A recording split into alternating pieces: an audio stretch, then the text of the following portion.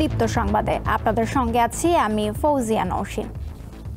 ৫ দফা দাবিতে সারা দেশে কমপ্লিট শাটডাউন কর্মসূচি পালন করছেন ইন্টার্ন চিকিৎসকরা। রাজশাহী মেডিকেল কলেজ হাসপাতালে আজ দ্বিতীয় দিনের মতো বহির্বিভাগের জরুরি চিকিৎসা সেবা বন্ধ রেখেছেন ইন্টার্ন চিকিৎসকরা।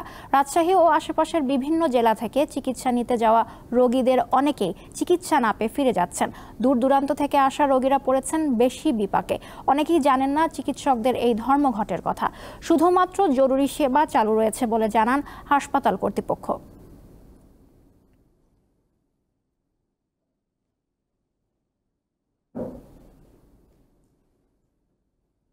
রাজশাহী মেডিকেল কলেজ হাসপাতালে আছেন সহকর্মী ইউসুফ আদনান, তার কাছে জানবো সবশেষ তথ্য।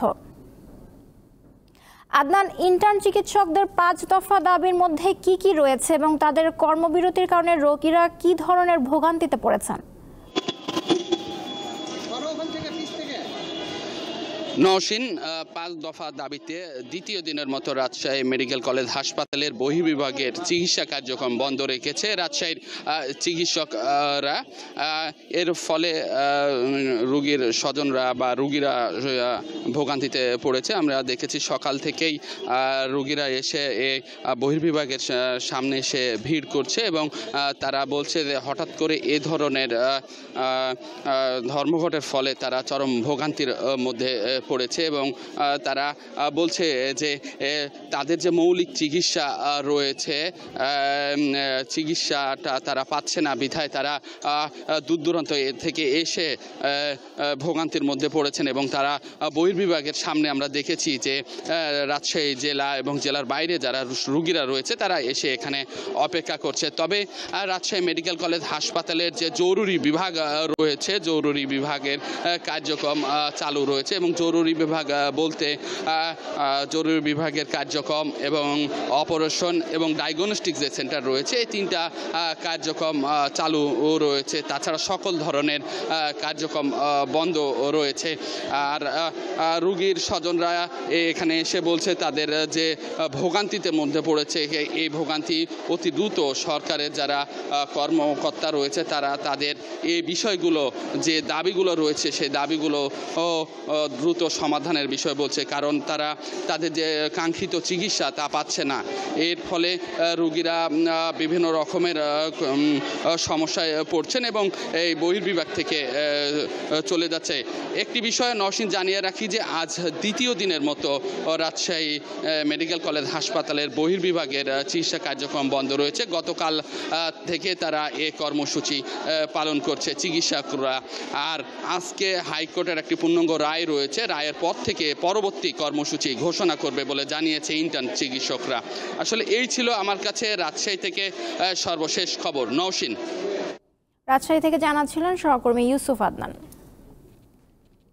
গাজীপুরের বাঘের বাজার এলাকায় বাস চাপায় এক পোশাক শ্রমিক নিহতের ঘটনায় বিভিন্ন এলাকায় বিক্ষোভ করছেন শ্রমিকরা। বুধবার সকাল ৮টা থেকে ঢাকা ময়মনসিংহ মহাসড়ক অবরোধ করে বিক্ষোভ করেন শ্রমিকরা। এতে ঢাকা ময়মনসিংহ মহাসড়কে দীর্ঘ যানজট সৃষ্টি হয়েছে। নিহত শ্রমিকের কারখানায় ছুটি ঘোষণা করেছে কর্তৃপক্ষ। এদিকে বকেয়া বেতনের দাবি ও শ্রমিক নির্যাতনের প্রতিবাদে গাজীপুরের কালিয়াকৈর উপজেলার ভান্নারা এলাকার কয়েকটি গার্মেন্টস কারখানার শ্রমিকরা বিক্ষোভ মিছিল করেছে। পরে তারা মৌচাক বাস স্ট্যান্ডে ঢাকা টাঙ্গাইল মহাসড়ক অবরোধ করার চেষ্টা করে, কিন্তু পুলিশ, সেনাবাহিনী ও বিজিবির সদস্যরা সাউন্ড গ্রেনেড ছুড়ে আন্দোলনকারী শ্রমিকদের ছত্রভঙ্গ করে দেয়। এই ঘটনার পর আশপাশে সকল কারখানা বন্ধ ঘোষণা করে সংশ্লিষ্ট কর্তৃপক্ষ। ভয়াবহ আগুনে রাজধানীর মহাখালীর 7তলা বস্তির শতাধিক ঘর পুড়ে গেছে। এ সময় 30টির বেশি দোকানও পুড়ে গেছে। ফায়ার সার্ভিস জানায় ভোর 3টা 40 মিনিটে আগুন লাগার খবর পেয়ে 10 মিনিটের মধ্যে ফায়ার সার্ভিসের প্রথম ইউনিট ঘটনাস্থলে যায়। এরপর যোগ দেয় আরও 7টি ইউনিট। তাদের চেষ্টায় ভোর 5টা 20 মিনিটের দিকে আগুন নিয়ন্ত্রণে আসে। ফায়ার সার্ভিস জানিয়েছে বৈদ্যুতিক শর্ট সার্কিটের কারণে এই অগ্নিকাণ্ডের ঘটনা ঘটে। তবে এই ঘটনায় কেউ মারা যায়নি বা কেউ আহত হয়নি।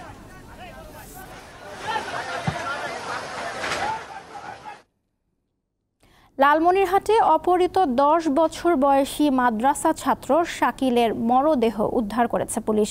এ ঘটনায় 3 জনকে আটক করা হয়েছে। মঙ্গলবার বিকালে সদর উপজেলার গোকুন্ডা ইউনিয়নের ফকিরটারি গ্রামে এই ঘটনা ঘটে। পুলিশ ও স্থানীয়রা জানায়, গত 10 মার্চ দুপুরে শাকিলকে অপহরণের পর মুঠোফোনে তার মায়ের কাছে 3 লাখ টাকা মুক্তিপণ দাবি করা হয়। পুলিশ মোবাইল কলের সূত্র ধরে শহীদুল, তার স্ত্রী এবং তার ছেলে সোহানকে আটক করে। পরে আটককৃতদের দেওয়া তথ্য অনুসারে শহীদুলের বাড়ির পাশে একটি সেপটিক ট্যাঙ্কের কাছে পুঁতে রাখা শাকিলের মরদেহ উদ্ধার করে পুলিশ।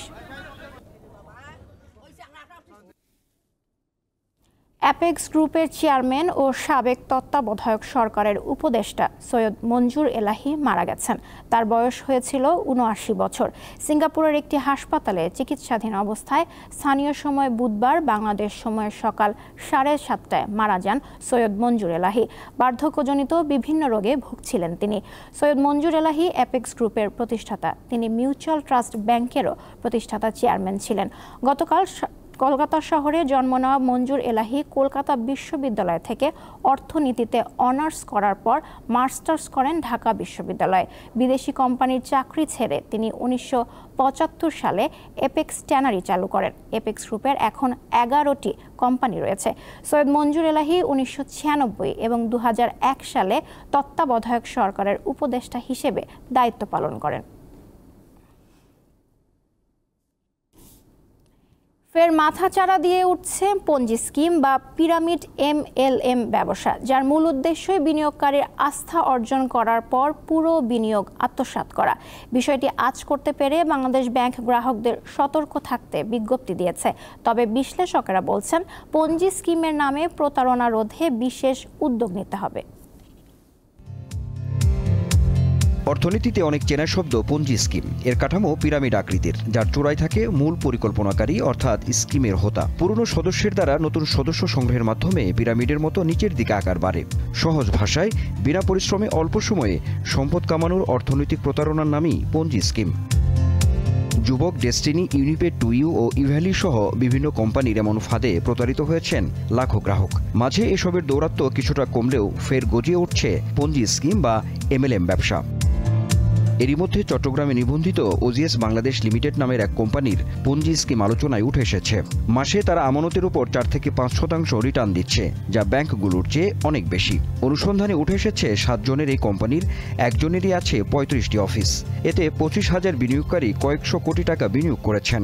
এরা তো 2টা অপরাধ করছে। প্রথমত মানুষকে একটা পিরামিড টাইপ মার্কেটিং সিস্টেমের কথা বলে টাকা ইনভেস্ট করাচ্ছে, করিয়ে প্রলুব্ধ করে হাজার হাজার মানুষকে অন্তর্ভুক্ত করছে। অ্যাট দি সেম টাইম দ্রুত এই টাকাগুলোকে বিদেশে পাচার করে দিচ্ছে।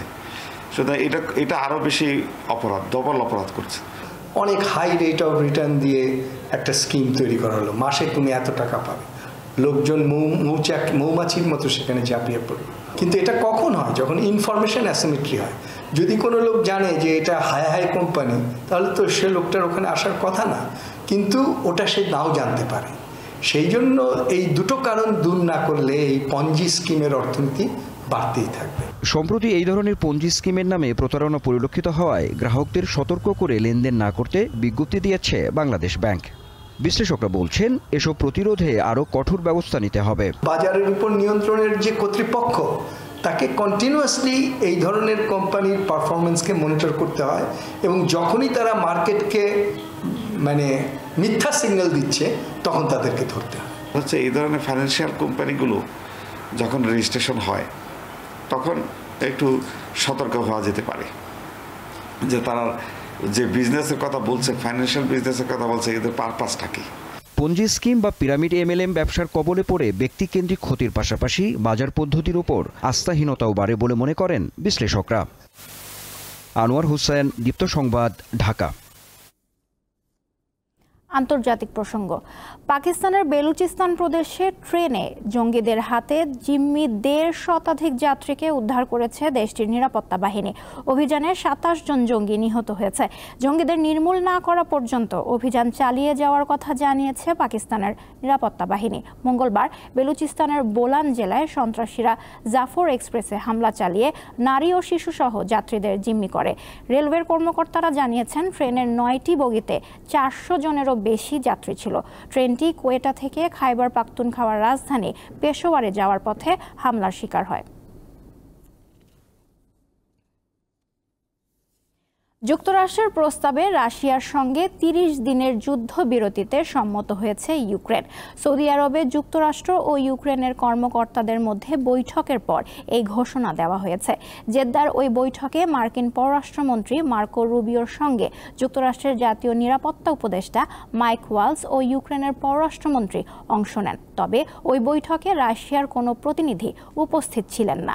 বৈঠক শেষে মার্কিন পররাষ্ট্রমন্ত্রী মার্কো রুবিও জানান রাশিয়ার কাছে প্রস্তাবটি উপস্থাপন করা হবে। ইউক্রেন জানিয়েছে প্রস্তাবে রাশিয়াকে রাজি করানোর বিষয় নির্ভর করছে যুক্তরাষ্ট্রের ওপর।